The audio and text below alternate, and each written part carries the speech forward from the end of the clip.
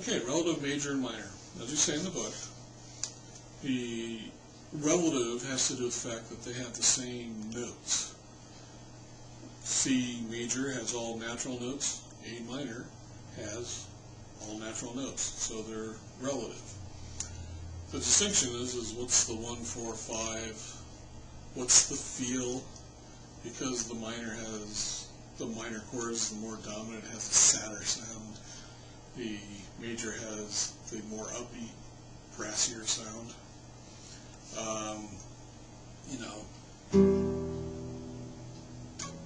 Also, the way you can tell which one's which is,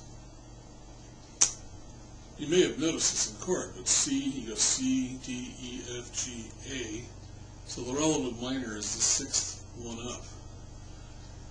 Now, when we were talking about the major scale, the diminished was the seventh chord.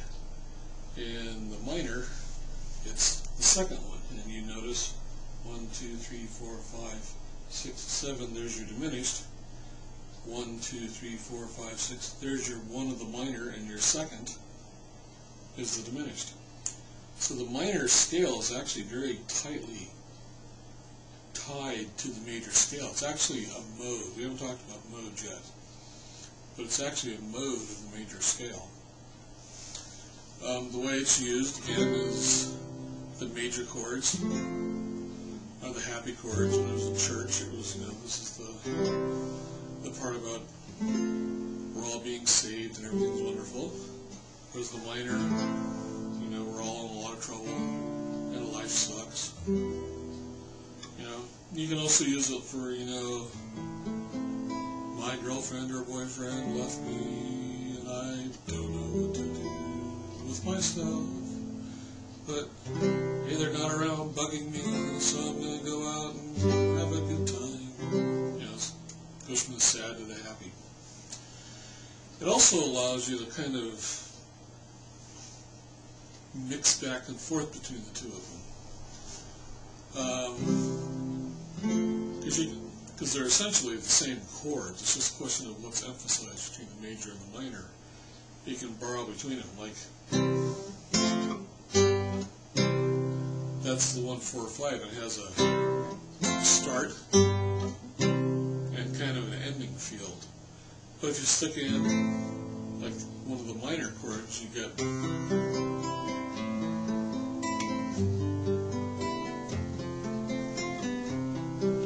kind of rounds it out more, kind of circles around.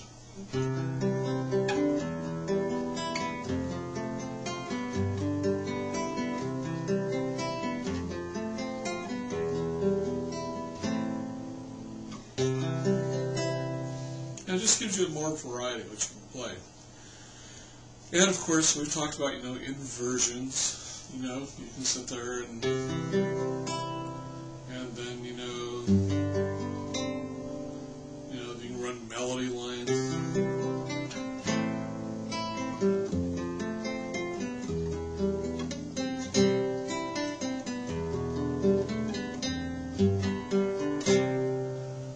And it just adds you to have a broader feeling into your songs.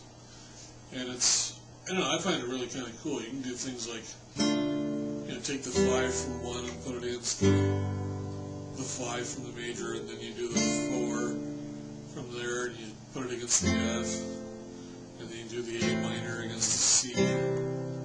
That's another fun thing,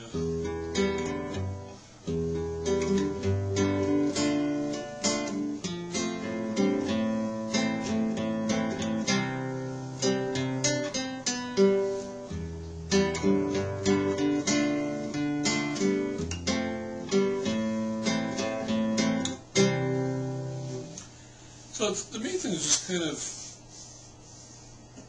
broadening out and thinking about it more. And again, you'll always know that from the major it's 1, 2, 3, 4, 5, 6. D, E, F, G, A, B, G, A, B, C, D, E. So G major's relative minor will be E minor.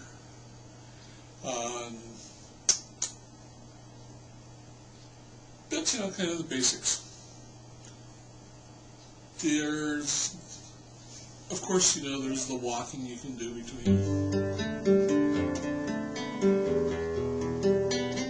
See, I'm walking that bass.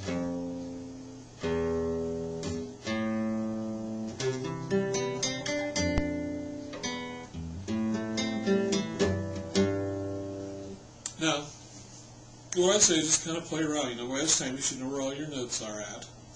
Start working with just the natural ones, and then, go to G where you sharp the F, or E minor, or go on up to D where you get the two sharps, F and C, and its relative, B, and you just kind of work your way through all the scales. And again, if you know your notes up and down the neck, it gives you a lot more freedom.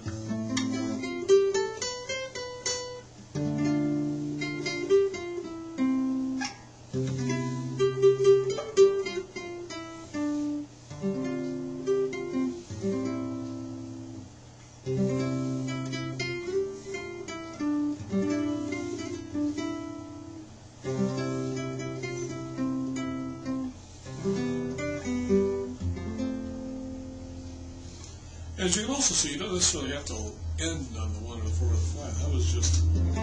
That was the 4 that I stopped on there. It has a different type of feel, but there's no law that says you have to end up on C. Most are on the 1. Most songs will start on the 1 and end on the 1, but you don't have to do that. So, explore that.